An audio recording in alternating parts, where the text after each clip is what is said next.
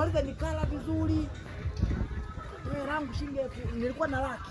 Ndio. Nikatoa shilingi 10,000 nikamwambia huyo wa chips bana usilipe machange. Yote ni hapo. Hadi ya Mungu. Sasa sisi tuamini vipi? Kama sio. Uongo gani? Umeanza kuwa na hela nyingi. Mpaka unanunulia watu chips. Yaani kama jana tuseme nilimaliza shilingi 10,000. Hapo bado hujaniamini? Hadi ya Mungu uko vizuri.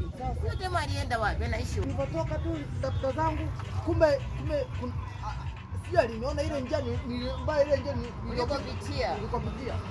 Akakata hapo sasa. Ulienda kumdawangula? Hamna. Ndio tabia yako. Sikia sasa ilivyo. Kaniambiaje kaka Kiswahili? Kamwambia mimi nilikuwa nakuulizia bana kipande cha chipsi kiko meno gani? Bana yaani wakati ya wanaume nimekuelewa. Umenielewa? Unatumia akili kumbe. Ndio hivyo. Hao wenzetu bana wakianza kulingalinga wewe kwa na kahera. Basi Tayari anakuja tu kama kuku namrushia makaranga manini vizuri. Tulimalizana naye. Tulimalizana naye Vizuri tu. basi sawa. Sasa leo twende wote na mimi nikachungulie.